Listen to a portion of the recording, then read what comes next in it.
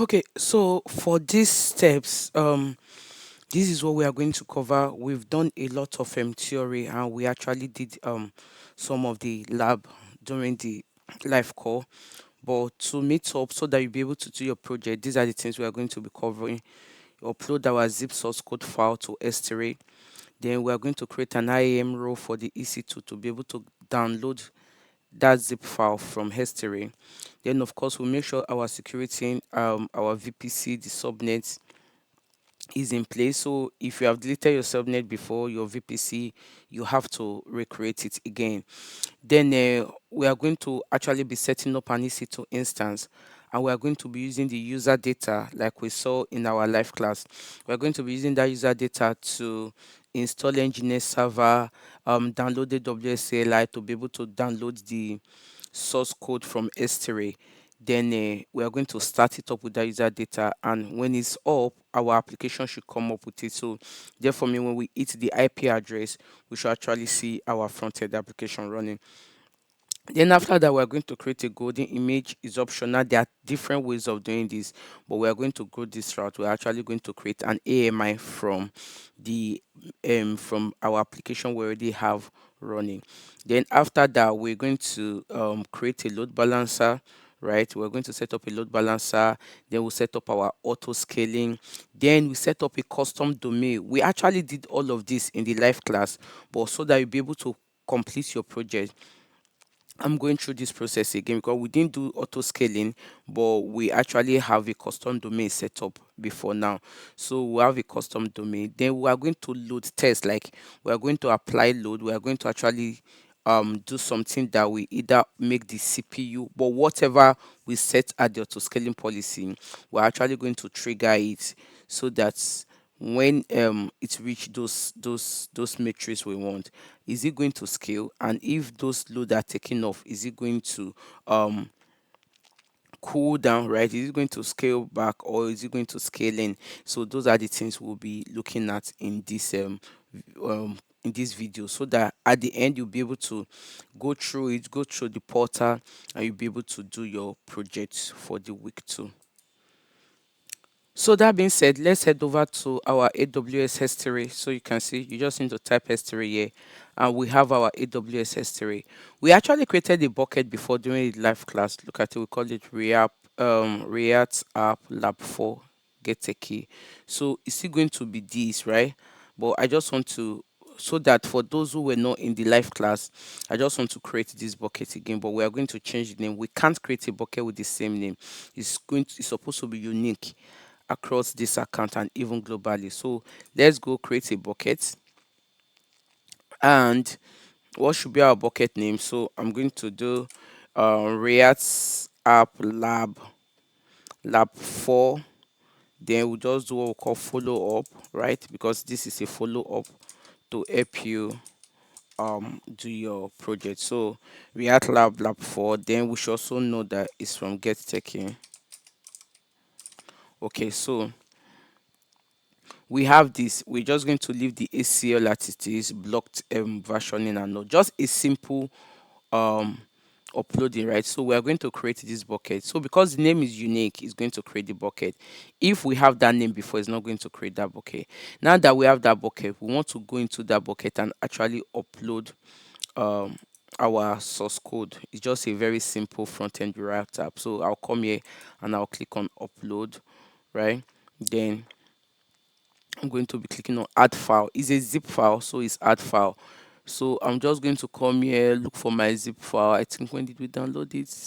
Is it in our download? Yeah. And look at it, yeah, a React Hot Pocket. I've shared it also on the community, so I can also put it on the portal if you want, but I've already shared this on the community. It would be nice to try it out. Or you don't even have to use this app. You can just use any AI tool of your choice and just like come up. Just be creative about what you do. Make it front end so that you'll be able to see it. Of course, if it's back end, you might not be able to see the UI and all of that, right? But make it front end. Just come up with something great. If you're in the live class that day, you saw that we actually went to GPT and like, oh, we want to create a login portal for that, and we came up with this, and we just made it a zip file. We didn't do anything. We didn't run anything on our system. So you can just be creative with whatever it is you are doing. Then When you get the zip file, download it and of course upload it into your bucket. So now this is the destination bucket name. Can we see S3 React app and all of that, right? So yeah, we are going to do this, then we are going to click on upload, right? So it's going to upload our file and it's already uploaded our file. If I want to see the URL of this particular file I uploaded, right, I'm just going to click on it and I should be able to see how to actually reference it. Remember, we want to be able to download this React app, right? Okay, so that being said, look at it. This is the URL that I will be needing, right? So that being said, I will head over to my IAM Pora. So IAM, I will go to my IAM, right? And I'm going to create a role. If you were also in class that day, you saw that we created a role. So in creating a role, right, you have to be, in our first class, we talked about the principle of least privilege, whereby you actually give the role what it needs, right? So I'm going to come here, click on create a role. It's an AWS service because it's EC2 talking to S3. EC2 is an AWS service talking to S3, which is also an AWS service. There are other roles you can create, but this one is service, AWS service role, right? And who is going to use this role? I say I want EC2 to use it. There are a lot of people or a lot of services that can use a role, but for the purpose of this, it's our EC2 that want to use that role, right? So we say it's an EC2, and then we click on next, right? Then what permission? Remember we talked about permission, right? So what permission? We want it to have permission to S3, right? So I'm going to just type S3. Now this is where the issue of least privilege come in. If I want to actually download that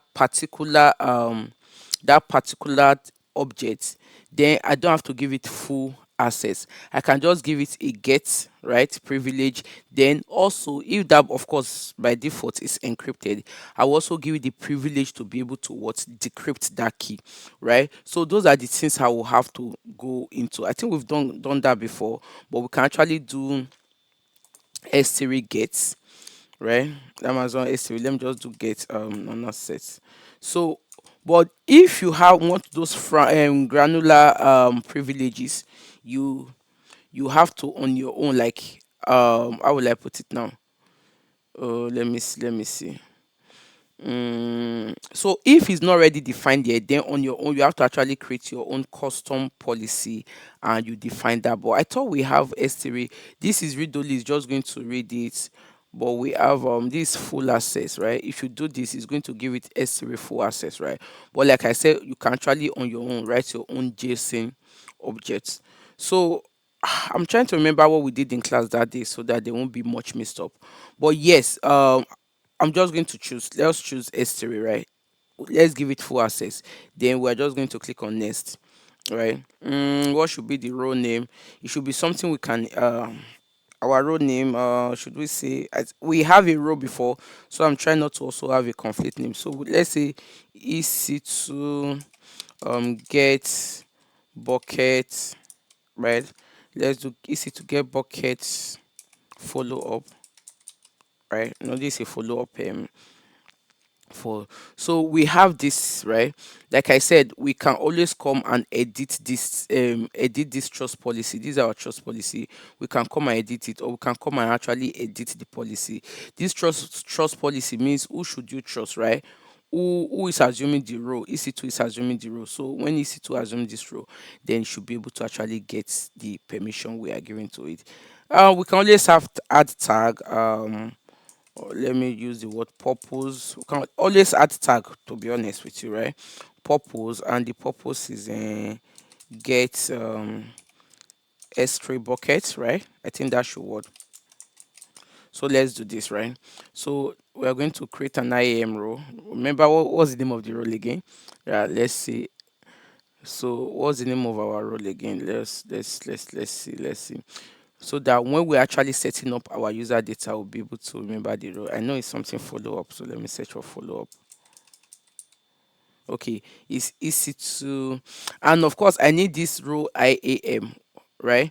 I need this row ARN, so that when I'm setting up the EC2 instance, I can actually give it this role, and when I give it this role, it's actually going to assume this role, right? So yeah, that being said, now we can now head over to creating our EC2 instance, use the IAM role to download the S3 bucket, write some user data, and actually start it up and see if it's able to start up our application.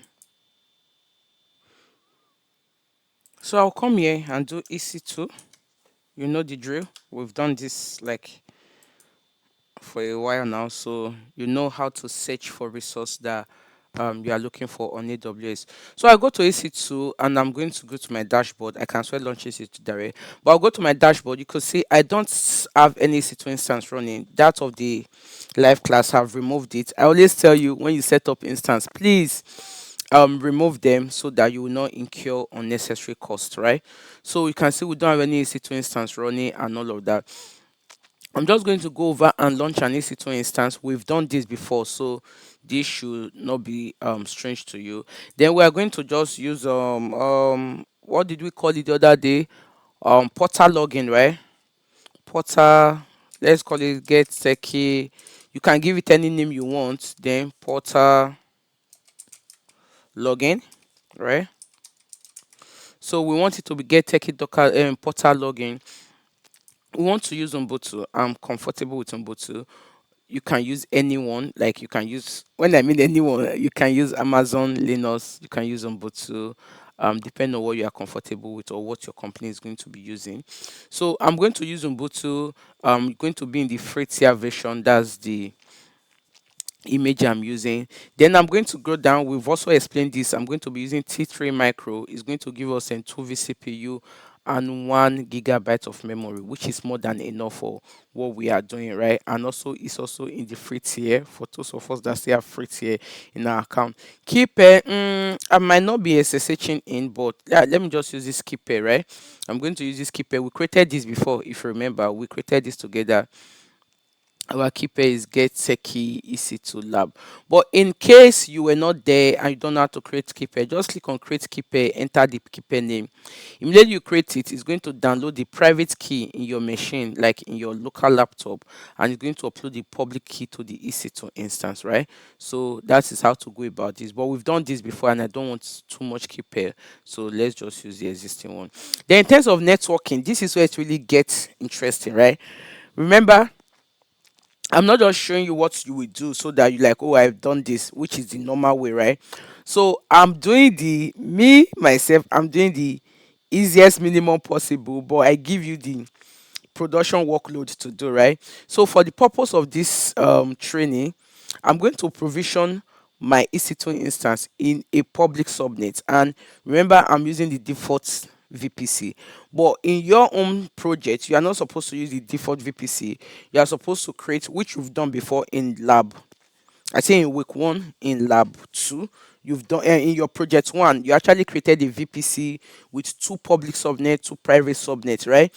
And with internet gateway and NAT gateway. So when you are doing that, you see this place, you are going to come and click on edit, meaning the networking part. Then you are going to click on drop down. Yeah, I only have the default VPC, right? You are going to click on drop down and choose your own VPC. It won't be the default. And if you choose your own VPC, this is where you now select your subnet. Now I'm going to say no preference because the theory subnets here are actually public subnet anyway.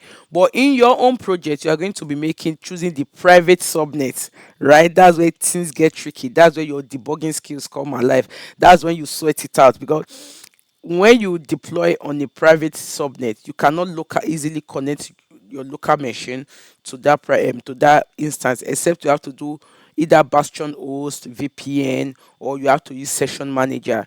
You get what I mean? So those are the things you need to put into consideration, right?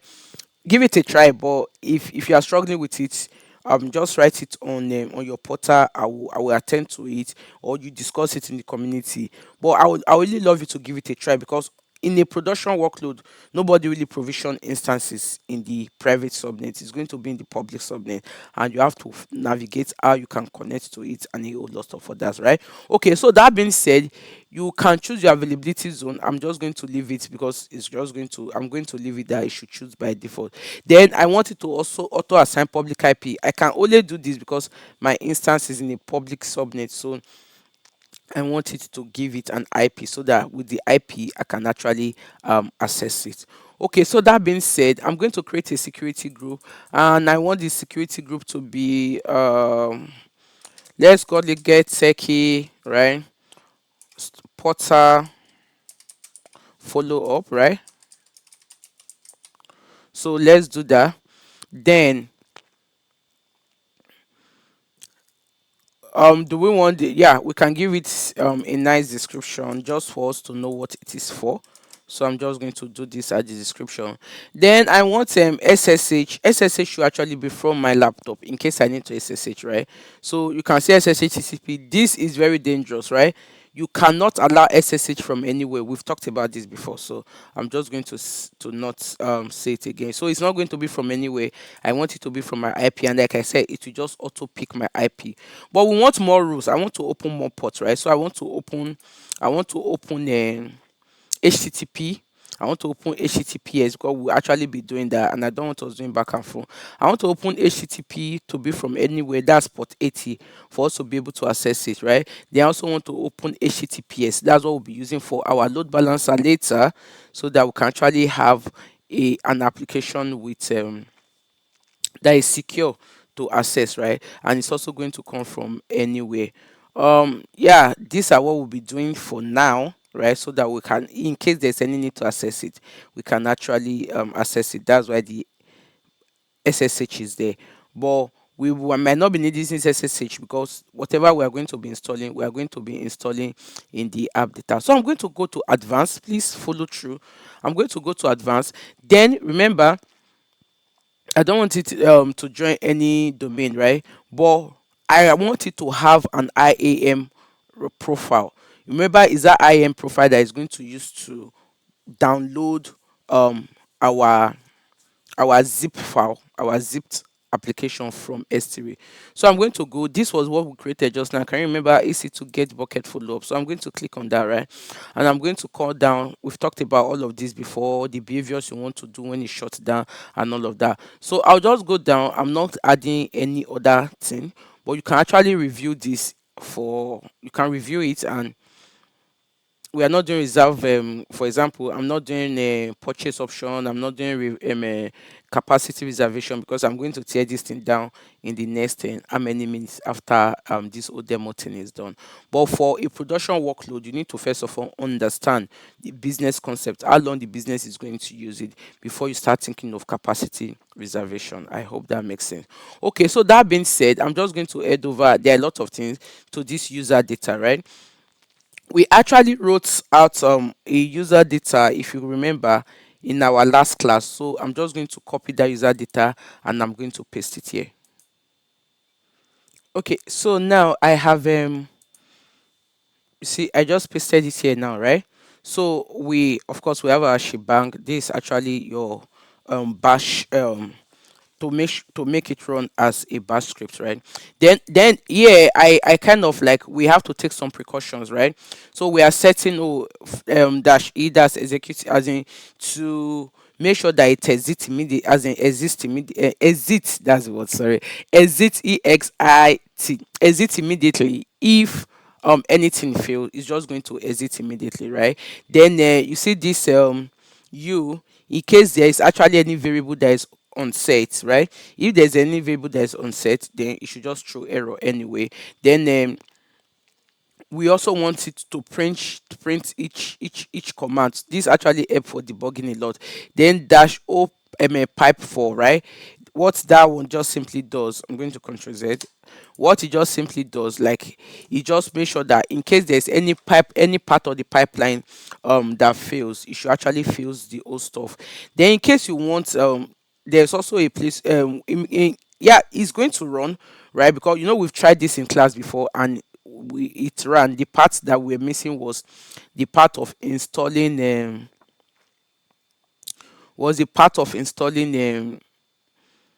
AWS CLI, right? So we've done this before in class. You can watch the video, the recording is still there. So we have, this is what we have. I've explained this before, right? Then like, this is, we update the operating system, we download unzip, we download nginx, and we download core, so that we can be able to use these applications on our server, right? Then here is when we actually download the nginx ingress. We're using engineer and I said engineers. Yes, actually when we download our Node.js, we're using Node 18. You can use the higher version of Node, depend on how your code was generated. Then we here we make a directory in our opt, and we created um make the directory, and we have hot portal, which is our portal, of course. Then we cd into that directory, right? That's we go to the that directory, so that whatever command we are running next is going to actually be in that command, especially when we are building. It's all going to be in this hot directory, hot portal. What am I calling directory? It's going to be in this hot portal directory. Then the next thing we actually install. So depend on the EC2 instance you are using. If you are using Amazon Linux, Amazon Linux by default comes with AWS CLI. You don't need to install it. But most time, like we discovered, Ubuntu doesn't have it, so you have to install it. You can actually use snap install AWS CLI Classic. But I'm just going to be on the safe side, so I'm just going to like call this like more or less like downloading this from AWS. You can get this in AWS documentation. You can get this. See, this is it. So you can get this from AWS documentation, or you can actually use the snap package. This one is just one command, right? Either you use snap, you can, no need for sudo, you can just use snap since you are running it as user data anyway. So depend on what you want, but I just wanted to go this route. Let me see. Yeah, so just grab this and then you install it, right? Then yeah, so say to update the current installation of this, add the existing. Okay, so but this just you call it, you download it, you unzip it, and you install it. So that should work. Going back here, so that's what this whole thing does. We install AWS CLI so that we are able to download it. We now use the command AWS CLI copy to be able to copy our app. Then you can see AWS CLI copy. We have to go to S3. Can you remember our S3? So we have to go to S3, and I told you this is our bucket URI, right? So I'm going to grab this, then come back to our EC2 instance. So our bucket URI is actually s3 this dot zip. So I'm going to paste this here. I hope you can see, right? Then what is going to do, you see this AWS S3 copy is going to copy this, right? It's going to copy this zip file and is going to put it in our directory. I hope we oh So it's going to put it in the React Hot Portal. It's going to copy to zip, then it's going to unzip it. Remember we installed unzip before. It's going to like this unzip, right? So here it's going to unzip it, right? And when it unzip it, it's going to like seed into this, do the npm install, npm run build.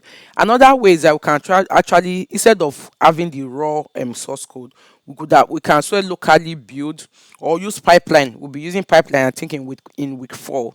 You can try use the pipeline to install, to build, and then you now copy the build directory to use here, right?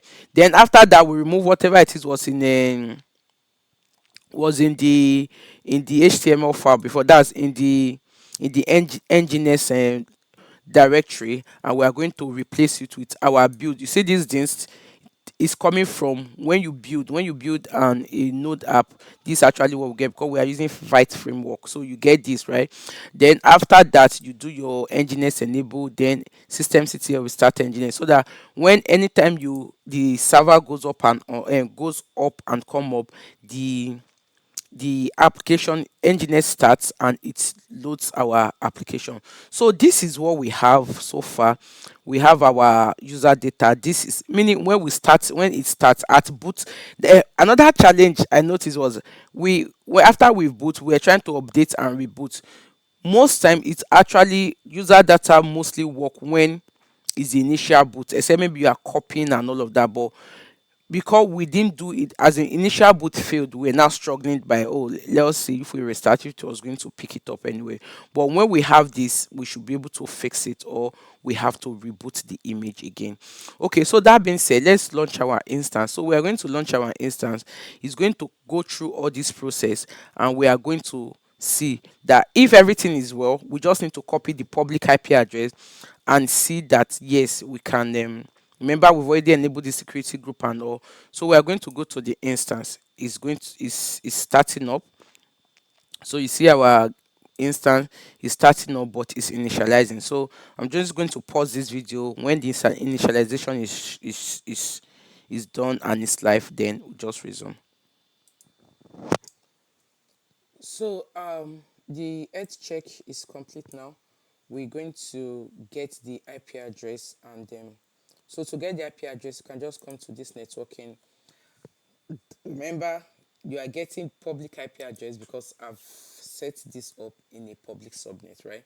So just open another tab, paste your IP address, enter, and here is actually our application. You can register, you can sign in, then I think you can forget your password. No, we've not really done, we didn't really do anything, to be honest. Just a generated application, and this is our portal. So yeah, this is what we have, right?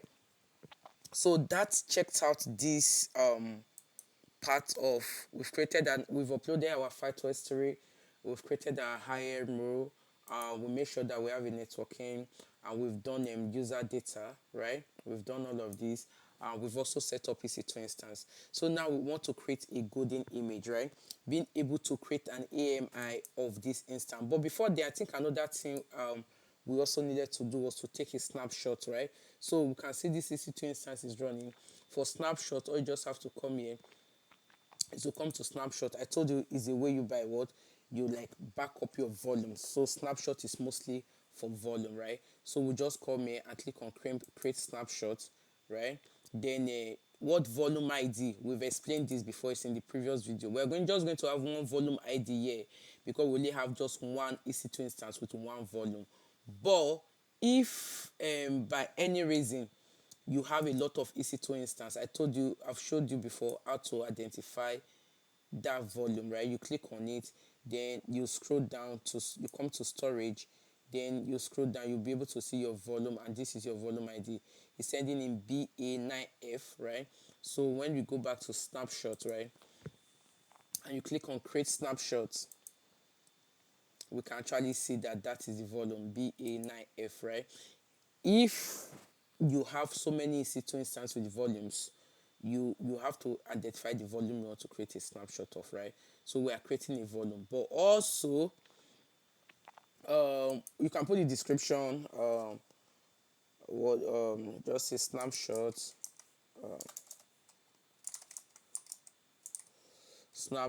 from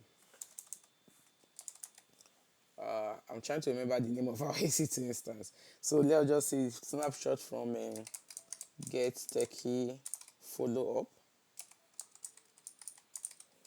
So this will work, right? And this is how we create snapshots. So now we have this snapshot. From this snapshot, we can actually create an AMI from this snapshot, right? So got it. So that we identify its snapshot. Okay. So that being said, right, we've done this. We've created the snapshots. Another thing I said we want to create is an AMI, so that we can use our AMI, right, to so that we can use our AMI to be able to build our so that I can be able to use the AMI to build our auto to use as our auto scaling, so that when the auto scaling is coming up, it knows the images to use. You can either use EC2 image builder. There are a lot of options here, but what I want us to do is to go back to our instance for easy route, right? You go, and also you can use your we took a snapshot.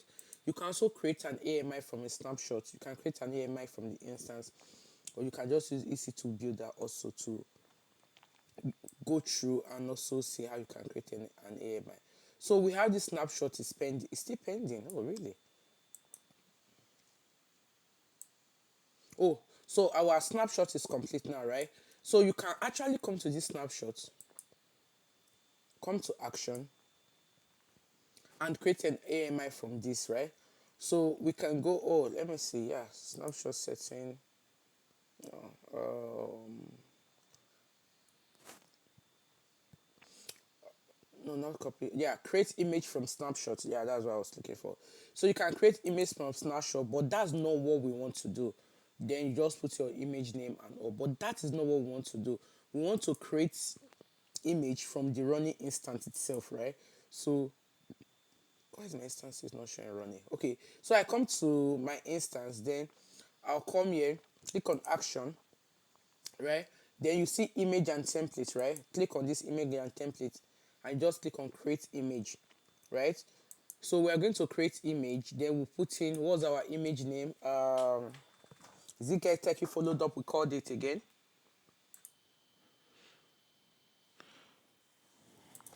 So we get just put the image name. Let's do the get techie portal login, then follow up. The description, just write a reasonable description. I'm just going to replace this description, right? So we are going to have this, we are not adding any volume, so with this we can just create our image. See, I just put the description and the image name, right? This is going to be the bootable disk, which is the initial volume size we chose when we're setting up the EC2 instance, right? Then we can add a tag. Always add a tag, it's good. Either you put name, um who owns it, owner or something, right? But I always just like putting purpose, right? So purpose is for get techie um portal follow up image AMI, right? So that being said, I'm just going to create this image, right? Now that I've created this image, so the next step is actually to set up auto scaling. In setting up our auto scaling, I will first of all make sure that the prerequisites are done. For example, setting up a load balancer. To set up a load balancer, all of this thing we are doing, if you notice, we've not really left the EC2 console, right? Everything's within the EC2. This is the auto scaling. This is our load balancer. So I'm going to create a load balancer with a target group. Then I'm going to use the load balancer for our auto scaling, and we are going to set policy. Currently, I don't have any load balancer, so I'm going to create a load balancer, right? We remember we talked about it. We talked about application load balancer. We talked about network load balancer.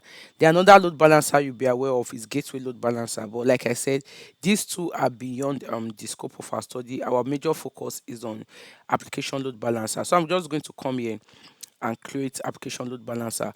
Although there used to be, maybe as you are reading or whatever, you would have heard of classic load balancer. That was a previous generation. I think AWS has retired it now.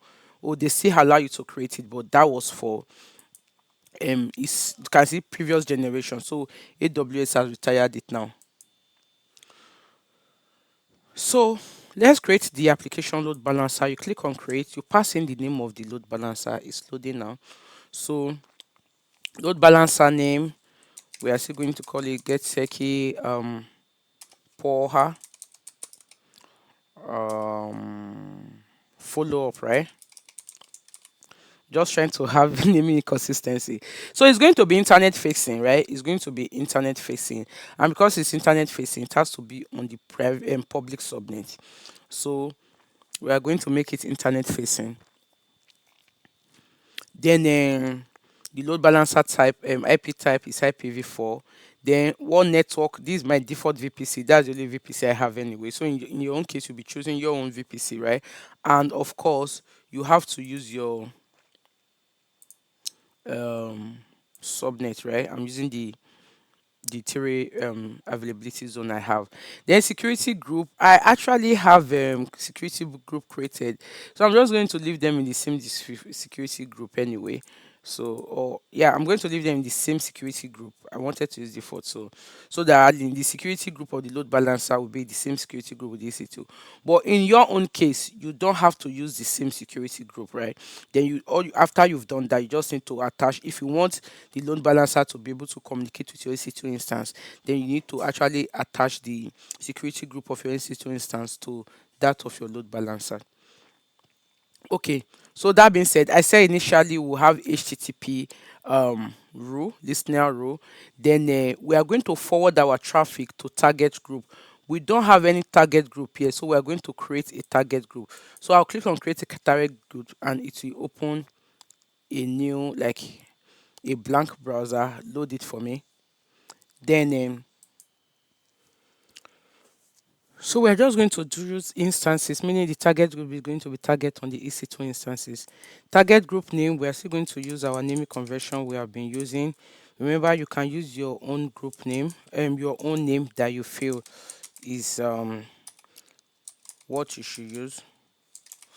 Then protocol, we are going to use HTTP, and because right now, if we choose HTTPS protocol, right, we will need to provide them. We will need to provide them certificate, which we'll be doing later. I will show you that, but for now let's just stay with the HTTP protocol, right? So that it will be port 8080 for now. So we have this, right? These are our default VPC. We are using HTTP protocol. Then this is our health check. We're actually using this health check, right? Then yeah, if you notice, what we just created here was we chose instant type. You can have different targets, but our target is instant, which is EC2 instance, right? Then we have our name. For now, we are choosing HTTP protocol. We'll later update it. So you come here, click on next, right? Then do we want to register instance? We don't want to register instance for now, right? So we're just going to click on next. There is no instant register because that's not the instance we want to use, right? We are going to click on next. Then we are going to click on create target group. So we have target group already created, but we don't have any instance registered on it, right? So that being said, we'll come back to our load balancer that we're creating, right? So in this layer, I say target group. We're going to click on this refresh, then drop down and get our target group up, right? Then we can actually add them a listener, right? We have our target group. If you have more target groups, you can actually add more target group. Then you can actually add listeners, right? So what I mean is, right, if I come here and click on add listeners, I can say, oh, I want HTTPS, right, which is on port 443. But for that, I will have to actually then forward to this same target group. But I will have to what will I put in now? I will have to actually enable SSL, right, for this particular one. That's the certificate. I have to have certificate from it, right? So let's just undo this, right? So I'll come here, but you might leave you can skip this if you don't have a domain name on that you, maybe if you don't have a domain name that you want to use SSL for, you can skip that bit, right? But I have a domain name, so I'm just going to come um yeah, I'm going to come here, then I'll just do ACM, right? I'm going to do ACM, that's certificate manager, Amazon certificate manager.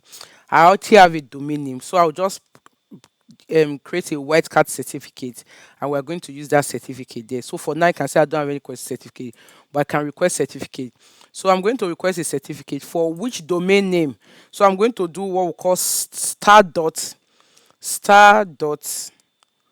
um I actually have a domain name here called get techie challenge, right? Was uh get techie challenge.com. The domain name, I have it here on route 53, right?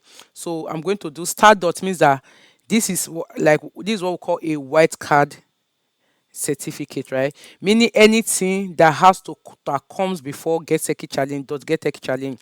So it can be student portal dot get techie challenge at dot get techie challenge.com, right? This certificate is going to cover for it. So I'm just going to do that. Then I want to use DNS validation because, like I said, I have the DNS here. So I'll click on request certificate.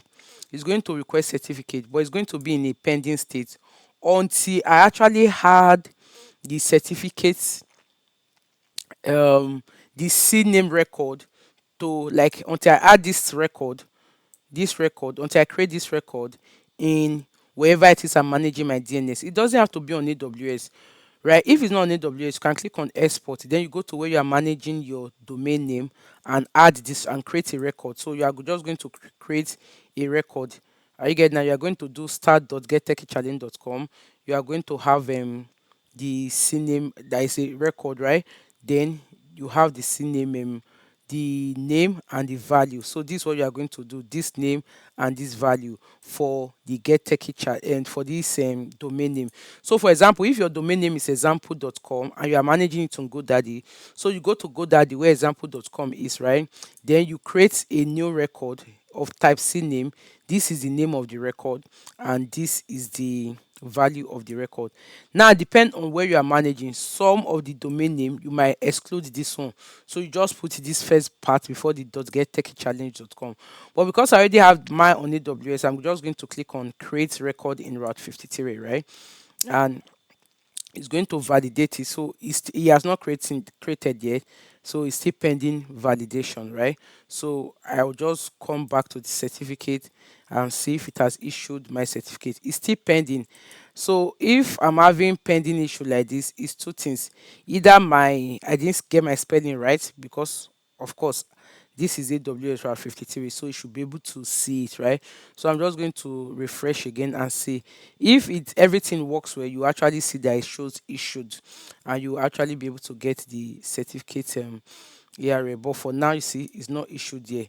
The status of the certificate request is pending validation, right? So but I've created it here, so let's wait. Or another thing I can quickly check is to actually go to Route 53 and make sure that this record, which is this five something something something, is created. Another reason I might not be able to create this is like if I've created a certificate for this same um domain.com, I might need to go and remove it because I think I have certificate for that before. But let's just refresh and see again.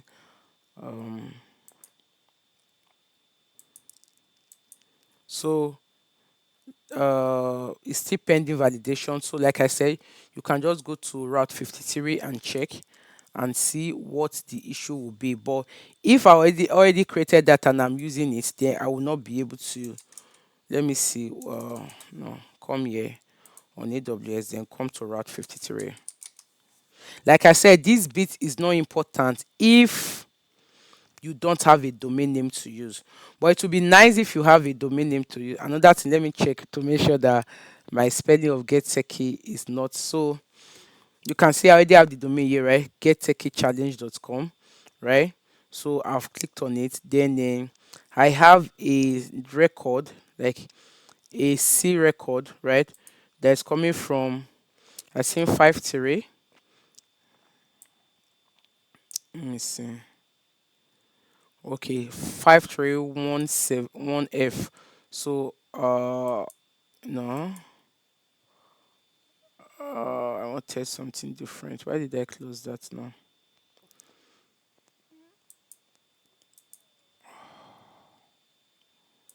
Oh, I thought I duplicated. Okay, let me just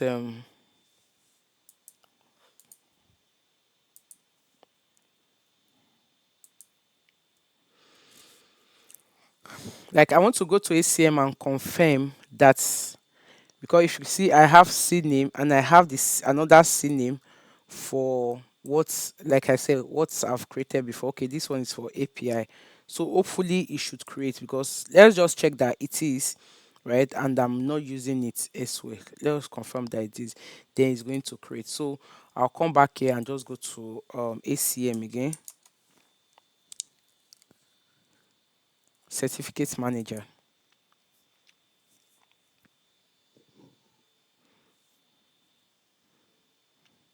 So I have my certificate still pending. Let me see. So I have what was the CNAME record again? Is it the same CNAME? I don't think so. So first, let's even see if I got the spelling right? Or I got the spelling wrong, right?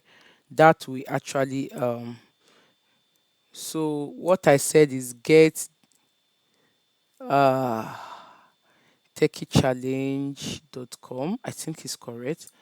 So did we create it? Yeah, if the domain is general 53 and I create it. Oh, so successfully created. Is it that I didn't create it before? So let's see, it's still pending validation. But it's normally it doesn't take time. If you, since the domain name is already in Route 53, it just easily validates it, to be honest. So except there's something, there's a conflict here that is happening. We'll come back to this. I will check for the conflict. So 58D. So let's check it. 58D05. No. So I can't find the record here, although it's saying that it's created now. 58. Oh, it wasn't created before, so it's now the record is here. Can we see now? So meaning we didn't really create I didn't create the record before, not we. Meaning I didn't create the record before. So now hopefully it should, if all is well. It's created the record, it's still pending. Is it supposed to pen for a long time? No. Okay, so that is that about that. Let's just wait for this one. While this one is pending, we have to move forward.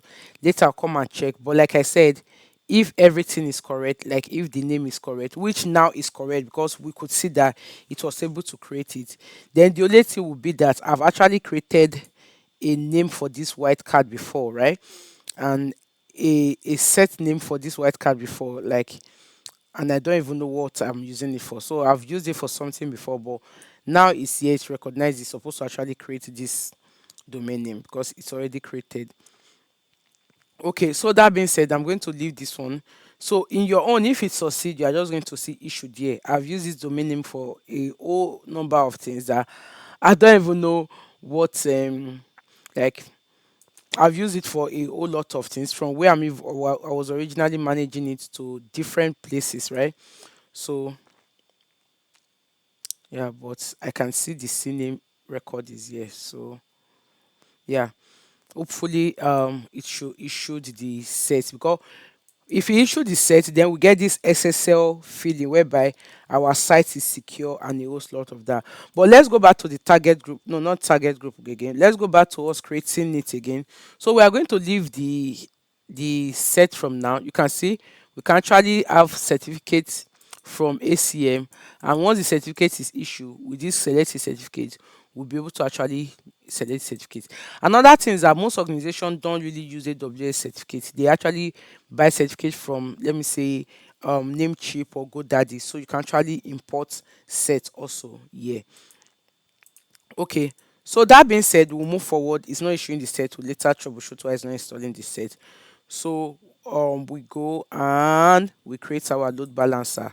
So oh yeah, because of that, like I said, if you are using a listener, if you are using HTTPS listener, then you have to select a certificate for it. So we might need to remove that listener since for now um we don't have certificate for it. So now that I've removed the listener, it's not going to ask me for certificate again, and I'm going to create it. But if I'm using that listener, meaning it should listen on it's the secure port, which is port 443, I have to supply the certificate. So yeah, and our certificate is not creating. Like I said, I've done a lot of things with this certificate. So we'll have to, oh, it's issued now. Okay. It's issued now. I don't know why it took that long time before it doesn't take time. So you can see successful is issued. So we can go back to now that it's issued. The question is, can we see and we are finished creating our load balancer? Well, it's a learning opportunity. We can always go back to the load balancer. It's in a provisioning state, right? So we wait for it to provision. You just come here and click on listeners and rules, and you can click on add listeners. And when you click on add listeners, we are just going to, we have HTTP before, we are going to do HTTPS and come down target group, choose our target group, and now if we come to certificate from ACM, right, we will click drop down, can actually see that certificate from ACM, right? Then that is for this. So well, all things happen for good. So now we've done that, and our load balancer is in a provisioning mode, so it's going to provision. While our load balancer is provisioning, then we are going to set up the auto scaling, right? Remember, the reason why we're setting up auto scaling is that in a production base, you want that when you have more traffic, the more the traffic you have, your application is able to scale, is able to like expand, right? It's able to accommodate the traffic. And when there is no much traffic, it's able to scale in, like it's able to reduce those instances. So that really helps a lot. So with that, I will just go to our auto scaling. Where is it? So we have AWS auto scaling group, right? Then I'm going to create an auto scaling group. Currently, we don't have any auto scaling group. Let it load up. We don't have anything. So I'm just going to create an auto scaling group. Then I'm going to put the name of my auto scaling group. Remember, is we are trying to follow one naming convention, get key, ports, follow up, right? Then the launch templates, we don't have any launch template, so we are going to create a launch template, right? So just click on create a launch template. It will open up a blank page for you to create a launch template. So it's either way, right? Either you create a launch template first, right, and you come and just click on create an auto scaling, right? So what is the launch template? What is the template required, right? We're just going to give it get techie, portal, right? Follow up, follow up launch template. So let's call it LD, right? The description, yeah, let's just use this as our description, right? So that being said, right, we'll just go straight to the launch template. Now, which image do we want to use? Can we see which AMI do we want to use? Do we want to use already launched AMI? So I'm just going to come and click on my AMI. Remember, that AMI is what we want to use, right? And you can see is going to pick the AMI we have. That's because it's only one we have. But if we had a lot of AMI, we'll have to drop down to choose the AMI we have. So you can see from my AMI, we just click on our AMI, right? So what are the launch type, right? Um, we want it to be our T2 micro, that we have been using before now, right? So that should be the instant type. What it simply means is that anytime you want to scale, it's going to make sure that it just pick like the instance is going to use to scale. Remember, scaling is it creating more EC2 instance and being able to distribute the traffic coming from outside to those EC2 instance to handle our request, right? So this is the notch time. If you want, you can have a key pair in case you want to be able to log in to the launch template. You can have a key pair for it. Networking, well, we are not just well. I'm just going to leave all this one blank for now. But remember, if you are working on your own, we can decide to leave networking in our launch template, which is actually the best, so that you know the network you are actually using for that, right? But we don't want to include that in our launch template for now. Security group, right? What security group do we want? Let's just use our security group for the purpose of this. EBS volume, you can add volume, you can create volume. Then that is it, right? To be honest, that's it, because we are not starting afresh. If we're starting afresh, if we haven't done an AMI and we're creating a launch template, we're starting afresh, this is actually where we would have even come. You see that our user, this is where we would have created the user, this thing, added the IAM role and all of that. But by default, our AMI already has those, right? So we don't need to include them here anymore. So that's just it. Very, very simple and straightforward. We'll create our launch template. Then after creating our launch template and our launch template is ready, remember we're creating our auto scaling group. So I'll just come here, click on this refresh, and I'm able to see our launch template. Then now that we have our launch template is version 1, we have then as you continue to have more templates, you can have different version of it. So I'm going to nest it. Then the next thing is on our auto scaling group, right? We have chosen our instant launch template, right? Then the next thing is what VPC, what availability zone. I say I'm not going to set availability zone. It's just going to like create its own availability zone, right? So like I'm not going to this VPC that we have before, right? Availability zone, I want it to be able to notch in the 3 different availability zone I have. Depend on what you are doing, depend on, so in this case, you are not going to be choosing you are going to be using your private subnet if you want to go that route. Like I said, it's more technical. You need to really understand it more. This one is easier. You see, I just log in my IP and I saw whatever I'm doing, right? But this one is going to be more easier and all of that. So I do this, right? Then, and I want it to be balanced best effort. It means even availability zone is down, you're just going to put, and let me, for example, if I want three, if I want to scale to like 3 instances and one availability zone is down, if I'm scaling to 3 instances, it's going to provision the instance availability A, B, and C. But let us assume for some reason AWS has issue and availability B is down. So it's going to provision those 2 instances anyway, but maybe two in availability A and one in availability C. But if I say balanced only, I'm saying that keep trying your best until the availability zone is ready for you to provision it. So I'm just going to put best effort. Then I'm going to next this. Then what do I want? I say I want load balancer. So I'm going to say attach an existing load balancer. Remember, we've already created load balancer, right? So we are going to select our load balancer, right? So select the load balancer to attach. We've selected our load balancer to attach, right? Because we already have it existing before. If you don't have it existing, you can now actually go and attach a new load balancer, which will help you to create a load balancer. We've explained in the live class why we need to have a load balancer. So you can just watch the recording in case you missed that class, right? So we are going to say no VPC latest. Application controller, we're going to leave this. The health check, we want to turn on load balancer health check, right? So load balancer is going to make sure that the EC2 is ready before it start turning traffic to them, right? But I will not be doing EC2 health check, right? Then the grace period will set it to 300 seconds. Now, going, what are the desired capacity? Remember during the live class when we're looking at the theory behind this, we talked about the desired capacity, the desired capacity, the minimum capacity, and the maximum capacity. So if my desired capacity is one, the minimum capacity is one, meaning if the application scale down, the minimum it can scale down to is one. The maximum, the desire I want by default, what I want is one, because like I said, my application doesn't really have much traffic anyway, right? But I want that if there's much traffic, it should scale, but it should have an end. So maximum should be three, right?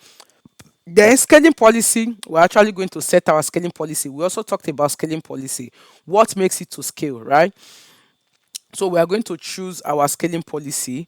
We can't say no scaling policy. I want us to use so we want, first of all, we want it to launch before terminating, but let's do this, right? Let's do target tracking scaling policy, right?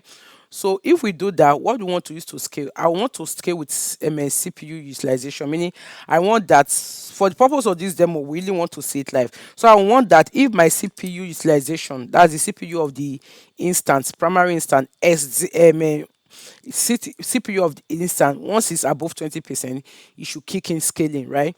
So I'm just going to put scaling of 20, right? Then do I want it to prioritize availability zone, right? That's launch before terminating. It should actually launch before it terminates. Or let me see, no policy. So it said for rebalancing events, new instances will launch before terminating others. For all other events, instances terminate and launch at the same time. So we want it for load balancing events. So let's leave it at that. Capacity reservation, like I said, we are not reserving capacity because we are shutting down immediately. So you can actually go through this additional scaling, protection, and all of that. But I'm just going to click on next anyway, right? Then the next thing is to add notification. We want that when this application scale, you should be able to send notification, right? So I'm going to add notification. In AWS, you use SNS to add notification, right? Do I have a topic? I don't have. I don't want to use the one I have. So I can just click on create topic and I will see call it the name we have been using before, right?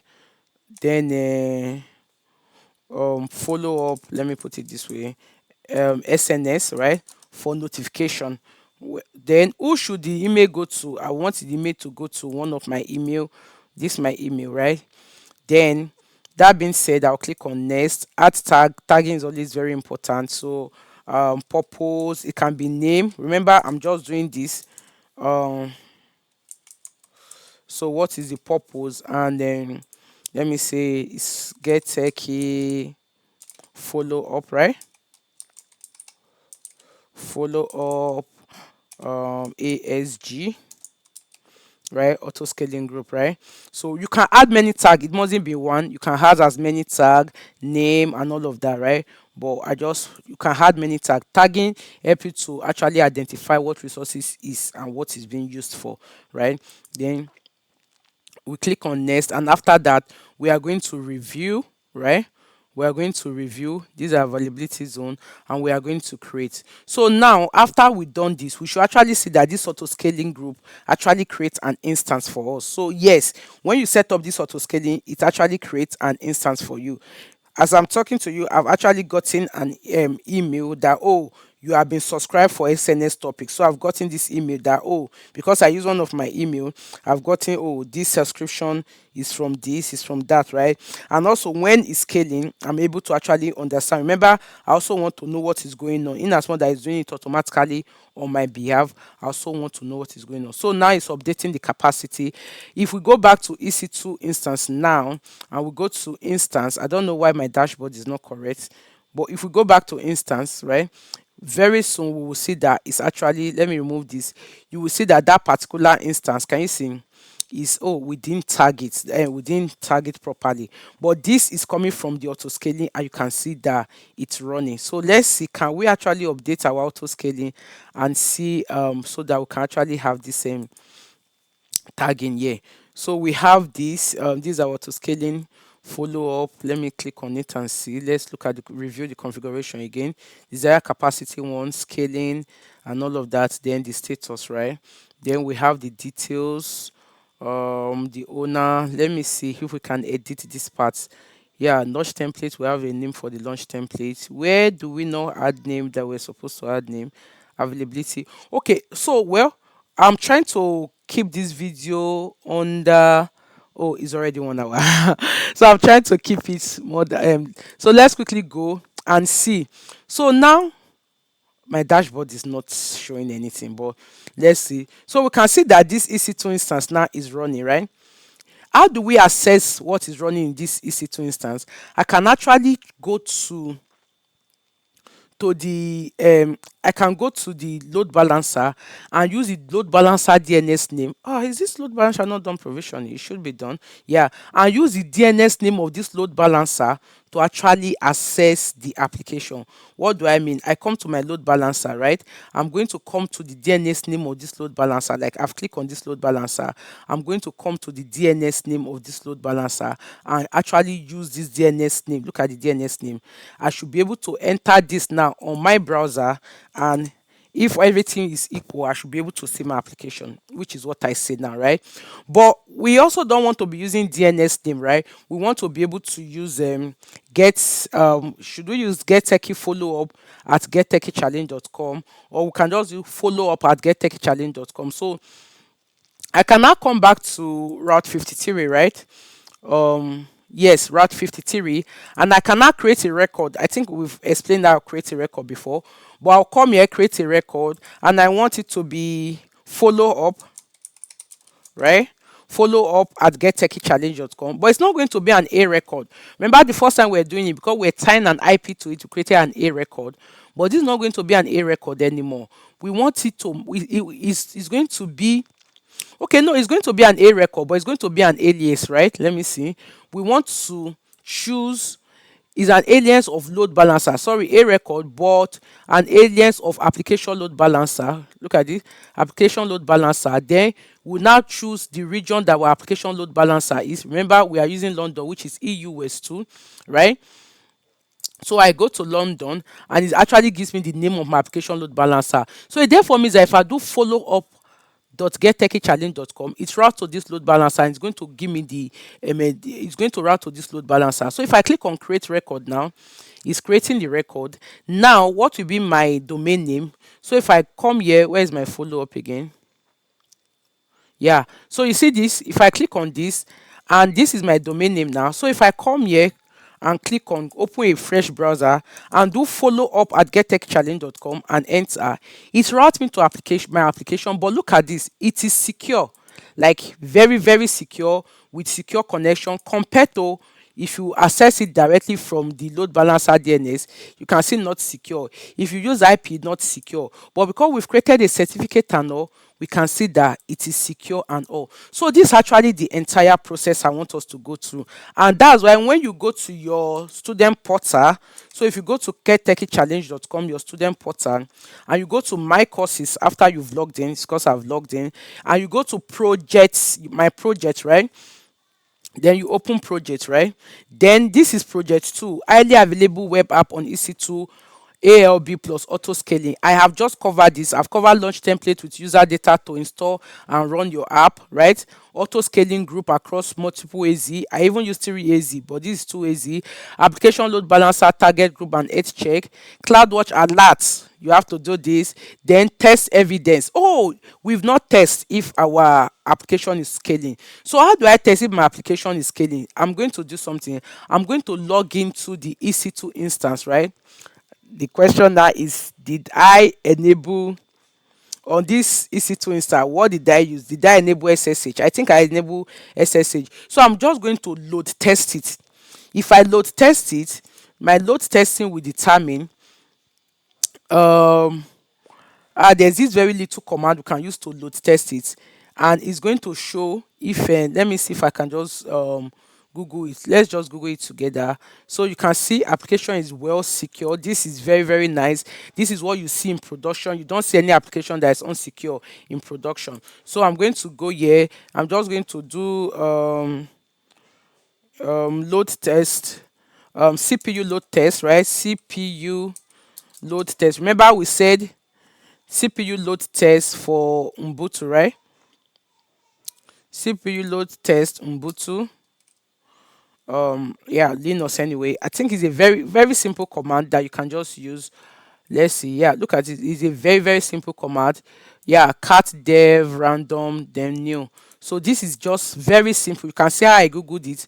I googled it so that you understand that it's not because so I'm going to run this, right? I'm going to run this load test. I know this is the command, but I'm going to just like, let's go to our instance. Like, no, let me, okay, you know what? I have a lot of this. So let's go to our EC2 dashboard. I'm going to load test this thing. We are going to see it, right? So first of all, let me remove that other instance, right? That's this instance. I'm going to delete this one, right? Let's instance, let's terminate this, right? And one thing about auto scaling, if I shut down, if I terminate this instance, it's just going to scale up another one anyway.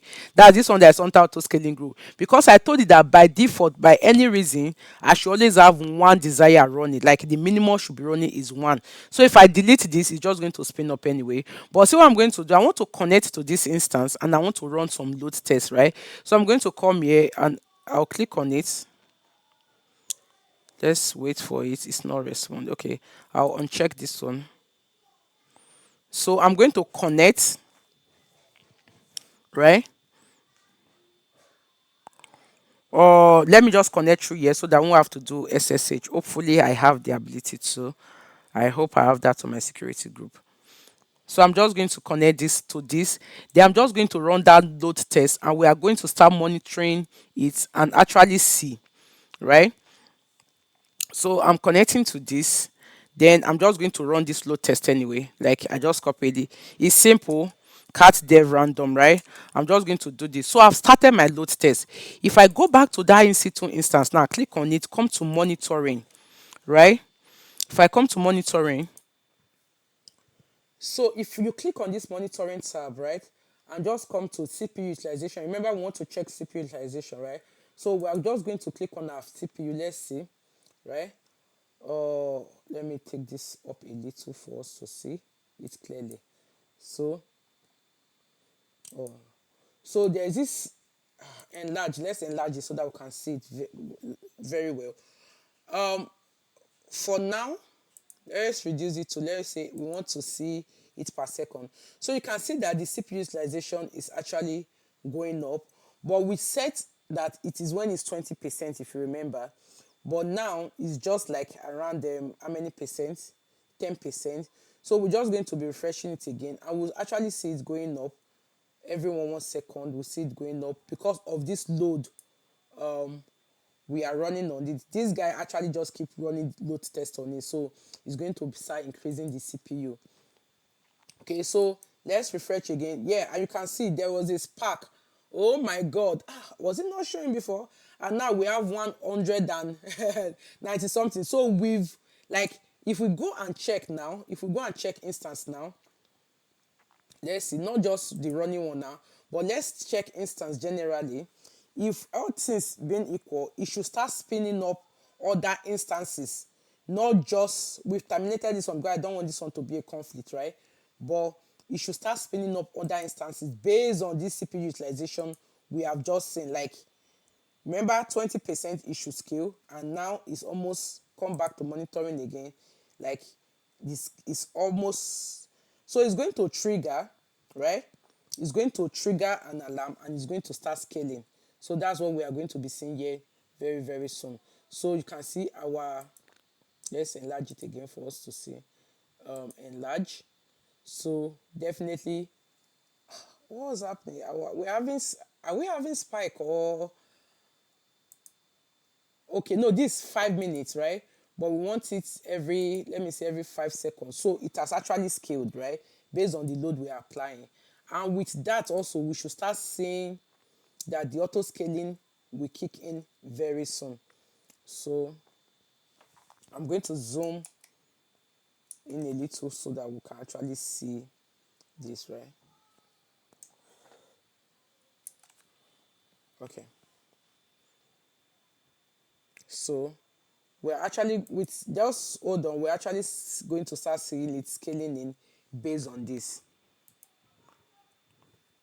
So now, as you can see, because of the scaling, you can see on its own, it just set up two EC2 instance. Like, you can see, because we are load stressing it, and it just set up like two, because the load is so much. If you check our, we are still running the load. So now I'm just going to control C this to stop running that node, right?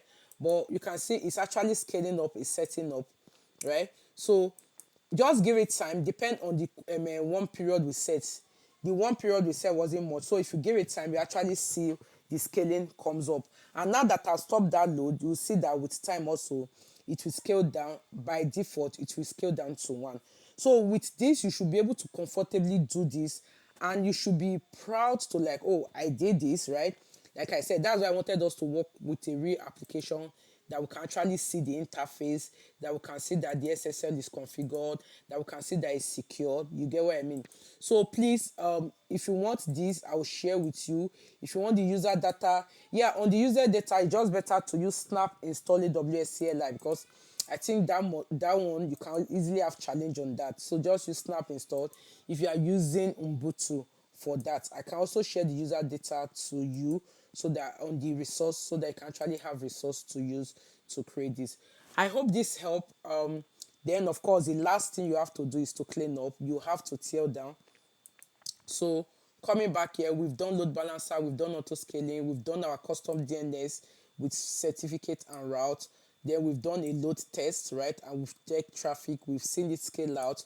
And now that we've reduced the load, if everything, like when it's settled, we'll see it also scaling back in. So this is it scaling out, and if we give it time, we'll see it scaling in. So I'm just going to end this recording so that yeah, so one is ready already, but with time, you see it will also terminate those instances. I'm going to end this recording. This should give you enough, like, to be able to do your project on the portal. As usual, do your project, upload your screenshot, let's see, do a detailed write-up, and I'm here to review it and to also encourage you. They also encourage you, whatever it is you've done, please don't forget to write it down. Okay, thank you so much and have a nice day. Right?